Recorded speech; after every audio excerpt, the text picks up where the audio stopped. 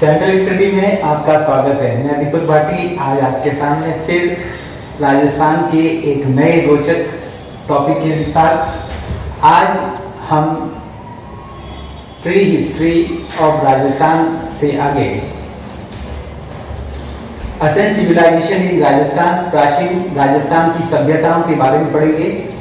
जब भी बात राजस्थान की सभ्यता की आती है तो सबसे पहला नाम कालीबंगा का आता है। जी हाँ, स्वतंत्रता के बाद सबसे पहले पूरे भारत में इसी कालीबंगा क्षेत्र की खुदाई हुई थी, उसका उत्खनन हुआ, उसके बाद रोपड़ का स्थान आता है। आज हम pre Harappa culture of Kalibangan के बारे में पढ़ेंगे। कालीबंगा शब्द का नाम काली यानी ब्लैक और बंगा होता है पंजाबी भाषा का शब्द है जिसका मतलब होता है चूड़ियां, यानी काले रंग की चूड़ियों के टुकड़े मिलने के कारण इस क्षेत्र को कालीबंगा के नाम से जाना जाता है। कालीबंगा की खोज का श्रेय बीकानेर के प्रसिद्ध इतिहासकार लुई तैसीतोरी को जाता है, लेकिन प्रामाणिकता के आधार पर ए घोष यानी ए अमलानंद घोष को 1952 में इस क्षेत्र की खोज की थी। उन्होंने बीकानेर संभाग में लगभग 25 स्थानों की खोज की है जो सिंधु सभ्यता से संबंधित रहे हैं। कालीबंगा क्षेत्र में 3 सभ्यताओं के अवशेष प्राप्त होते हैं, जिनमें पहला है प्री हड़प्पन कल्चर यानी प्राग हड़प्पा सभ्यता यानी हड़प्पा सभ्यता से पहले का, उसके बाद आता है हड़प्पा सभ्यता और तीसरा आता है पोस्ट हड़प्पा सभ्यता यानी पूर्व हड़प्पा कालीन सभ्यता। आज हम प्री हड़प्पा कल्चर कालीबंगा के बारे में पढ़ेंगे यानी प्राग हड़प्पा सभ्यता कालीबंगा। साल 1952 में एक घोष ने इसकी खोज की थी। आरपीएससी सेकंड ग्रेड में इस बार पूछ लिया गया है। 1961 से 69 के बीच में 9 सत्र में बीवी लाल यानी ब्रजवासी लाल, बीके थापर यानी बालकृष्ण थापर के द्वारा उत्खनन किया गया था। 9 सत्र में उनका सहयोग दिया था एमडी खरे, एम श्रीवास्तव, एसपी जैन जैसे आर्कियोलॉजिस्ट हैं। यहाँ पर 5 कालीबंगा पर 5 लेवल के अवशेष प्राप्त होते हैं, जिसमें पहला और दूसरा जो स्थान आता है वो प्री हड़प्पन कल्चर का आता है, तीसरा और चौथा है वो हड़प्पन कल्चर और 5वें नंबर पे है वो post Harappa culture in Kalibangan. Kalibangan Ghaggar नदी के किनारे पर वर्तमान हनुमानगढ़ जिले में स्थित है। इसे मृत नदी भी कहते हैं, इसे नट नदी भी कहते हैं, इसे सोतर नदी भी कहते हैं। ऋग्वेद काल, वैदिक काल में इसे सरस्वती नदी कहा गया है। कालिदास ने अपने काव्य में इस नदी को अनंत सलिला के रूप में यूज किया है। जो प्री हड़प्पा कल्चर कालीबंगा है, ये हड़प्पा सभ्यता की जो कालीबंगा में 2 टीले प्राप्त हुए, उसमें से पश्चिमी टीले के निम्न स्तरों से इसके अवशेष प्राप्त होते हैं। सबसे पहले इसका परकोठा यानी जो प्री हड़प्पन कल्चर कालीबंगा का जो परकोठा है वो कच्ची ईंटों से निर्मित रहा है, जो लगभग 4.10 मीटर चौड़ा है।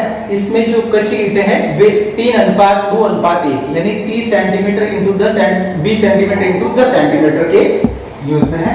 जो पक्की ईंटें हैं उनका यूज बाथरूम, स्नानघर में, नालियों में, इसके अलावा कुएं में किया गया है। यहाँ से जो प्राप्त हुए हैं अवशेष, उसमें से बीवी लाल ने सर्वप्रथम इसमें ट्रायंगुलर रूप से एक मिट्टी का केक प्राप्त किया था। उसके बाद घिया पत्थर है, तांबे के कुछ मनके प्राप्त होते हैं, शंख की चूड़ियां यहाँ से प्राप्त होती है। यहाँ पर हड्डी की सलाइयां, अंजन सलाखें जैसे है। इसके अलावा एक सिलबट्टे भी प्राप्त हुए हैं। खंडित बैल की मृण मूर्ति या टेराकोटा द्वारा निर्मित मूर्ति वो भी यहाँ से मिलती है। हाथ पैरों में पहने जाने कड़े के अवशेष यहाँ से प्राप्त होते हैं। अगिट की ब्लेड प्राप्त होते हैं। कॉर्डेलियन जो सेमी प्रीशियस स्टोन है उसके भी मणके यहाँ पर प्राप्त होते हैं। तोल के बाट भी प्राप्त होते हैं। लघु पाषाण उपक्रम यानी माइक्रोलिथिक एज के जो टूल है वो भी यहाँ पर प्राप्त होते हैं। मणि के माणिक्य ये यहाँ पर प्राप्त होते हैं। तांबे की परसु जिसे कुलाड़ी कहते हैं वे भी यहाँ पर प्राप्त हुए हैं। यहाँ पर जो खिलौना गाड़ी है मिट्टी की वो प्राप्त हुए हैं, उसके पहिए भी प्राप्त हुए हैं। अब हम कालीबंगा की सोशल लाइफ, सामाजिक जीवन के बारे में पढ़ेंगे। परकोठा काची ईंटों से निर्मित था, पक्की ईंटों से कुएं, नाली और स्नानघर। दीवारों और फर्श पर गारे का यानी मिट्टी का ही प्लास्टर किया जाता था। यहाँ से चूल्हे और तंदूर यानी तंदूर को कहते हैं ओवन वे प्राप्त हुए। इनमें भी कुछ जमीन के अंदर थे, कुछ जमीन के ऊपर, इन पर भी गारे का लेप किया जाता था। सबसे इंपोर्टेंट चीज यहाँ पर दोहरे जूते खेत के अवशेष प्राप्त होते हैं। ये यूपीएससी, आरपीएससी और कई एग्जामों में पूछा गया सवाल है। दोहरे जुते हुए खेत, कहीं ये पूछा गया कि एक साथ 2 फसल, कहीं पूछे गए कौन सी 2 फसल, जौ और गेहूं। और ग्रिड प्रणाली यानी जो समकोण के आधार पर चलती है, ये यहाँ का सिस्टम है। ये सबसे इंपॉर्टेंट, इसका हर एक पॉइंट सवाल पूछ लिया गया है कहीं ना कहीं। यहाँ के जो मांसाहारी लोग भी थे, ये भेड़, बकरी और मछली के ही मांस ज्यादा खाते थे, क्योंकि ये जो चूल्हे ओवन मिले हैं, इनके पास इन्हीं पशुओं की हड्डियां ज्यादा मिली है। फिर यहाँ का पशुपालन है, गाय, भैंस, भेड़ और बकरी जैसे पालतू पशु ये पालते थे। पशुपालन यहाँ का एक प्रमुख व्यवसाय रहा है।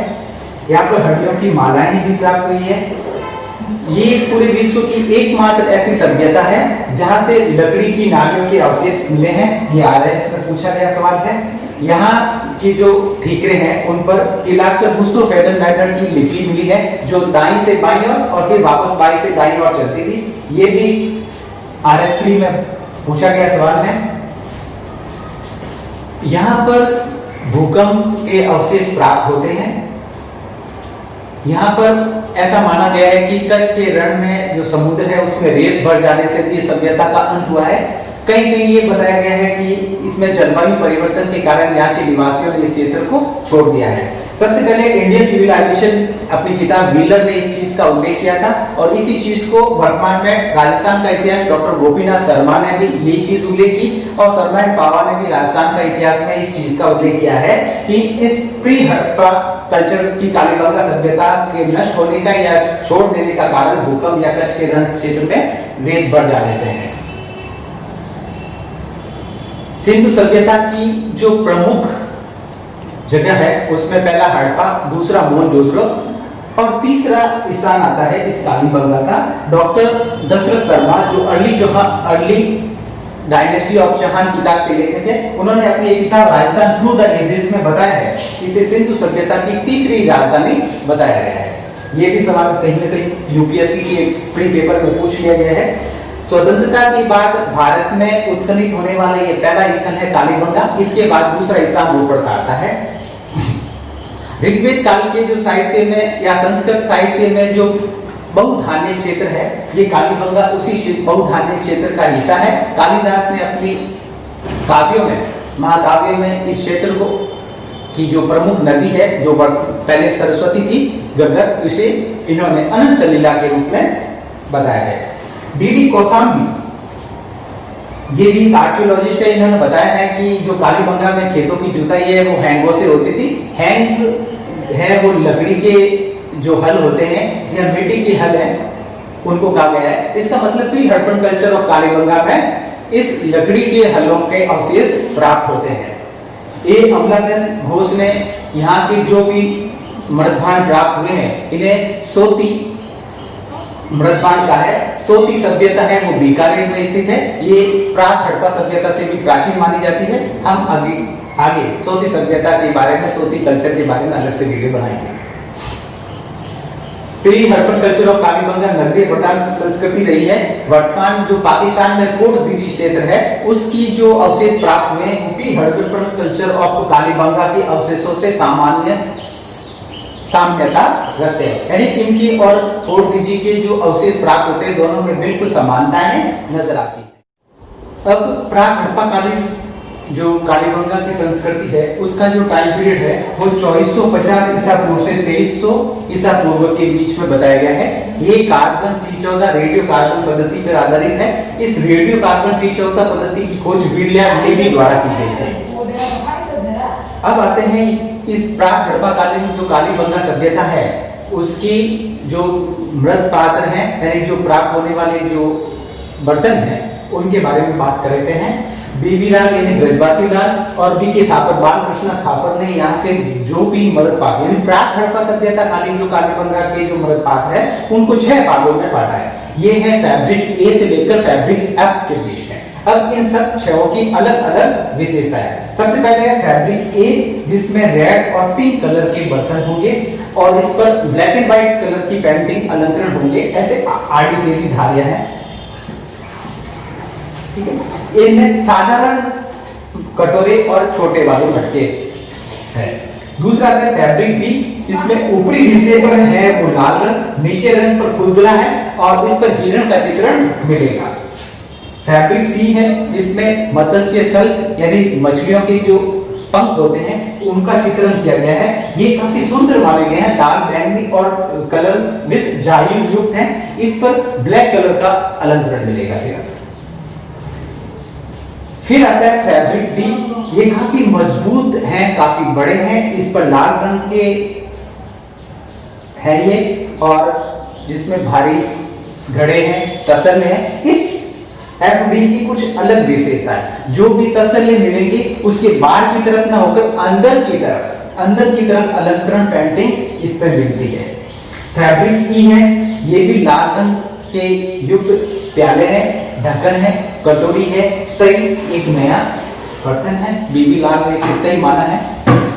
फिर फैब्रिक एफ जो लास्ट है, ये स्लेटी रंग के आधार युक्त प्याले हैं, यानी इसके नीचे कुछ न कुछ आधार बताए गए हैं, इस पर ब्लैक एंड व्हाइट कलर का अलंकरण प्राप्त होता है। प्राक हड़प्पा कालीन सभ्यता में इतना ही। धन्यवाद।